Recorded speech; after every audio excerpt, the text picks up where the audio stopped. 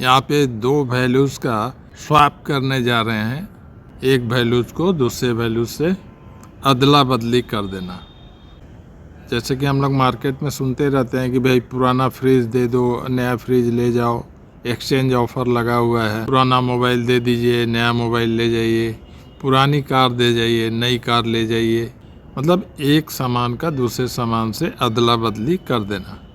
तो उसी को हम लोग टेक्निकली स्वैप कहते हैं, थोड़ा कॉमन लैंग्वेज में एक्सचेंज कहते हैं। एक वेरिएबल है ए, वैल्यूज़ को ध्यान से देख लीजिएगा। वैल्यू असाइन किया हुआ 50 और बी है दूसरा वेरिएबल इंटीजर टाइप, उसका वैल्यू है 60। और दोनों का आपस में अदला बदली करने के लिए या एक्सचेंज करने के लिए एक फंक्शन बनाया गया है, उसका नाम है एक्सचेंज। उसमें दो आर्गुमेंट दिया हुआ है और दोनों इंटीजर टाइप, उसी में आपस में एक्सचेंज होगा। वेरिएबल को डिक्लेयर करने के बाद एक्सचेंज वाले फंक्शंस को कॉल कर लिया गया है। इस फंक्शंस के डिफिनीशन में आ गया है कि ए के वैल्यू को बी में रख दो, बी के वैल्यू को ए में रख दो। और डिफिनीशन देखिए मेन फंक्शंस के नीचे में लिखा गया है, एक्सचेंज इंट ए इंट बी।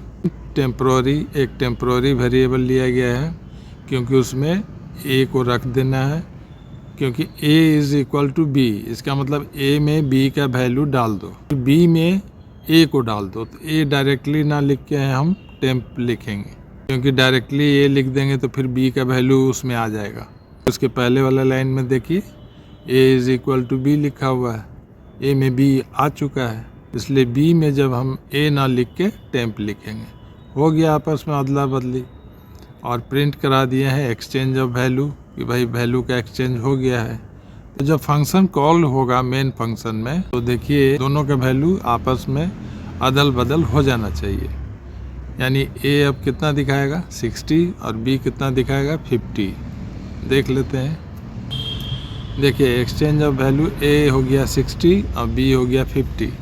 अब देखिए एक्सचेंज हो गया वैल्यू का, लिखते हैं प्रिंट एफ। बिल्कुल सिंपल स्टेटमेंट है, वैल्यू का एक्सचेंज ऊपर में हो ही चुका है। ए में 60 आ गया है, बी में 50 आ गया है। तो क्या अगर अब ये लाइन लिखेंगे तो वही एक्सचेंज वाला वैल्यू दिखाएगा कि ओरिजिनल वैल्यू दिखाएगा? कुछ विशेष लिंक हुआ? एक्सचेंज वाला वैल्यू है a is equal to 60, b is equal to 50, लेकिन उसके बाद जब हम प्रिंट करा रहे हैं तो फिर मेरा वही ओरिजिनल वैल्यू दिखा दिया। क्या सीखे? यही सीखे कि एक्सचेंज में जो आर्गुमेंट्स यूज हुआ ए और बी, उसने ओरिजिनल वैल्यू सिर्फ कॉपी किया है, उसका एक फ़ोटोकॉपी अपने में रख लिया जेरोक्स, और उसको चेंज करके वापस लौटा दिया।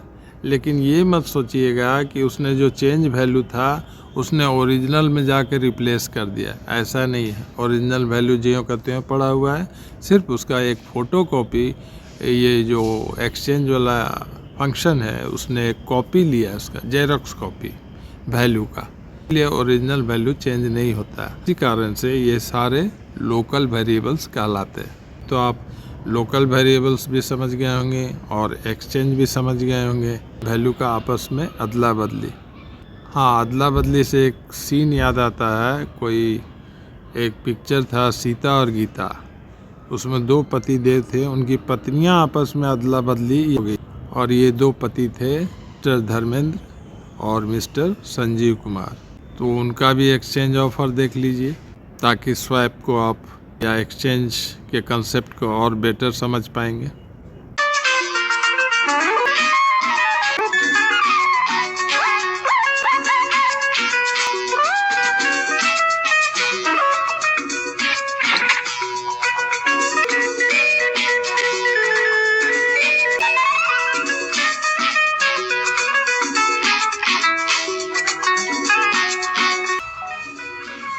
यस, लाइक शेयर और चैनल को सब्सक्राइब बिल्कुल नहीं भूलेंगे। Okay, thank you.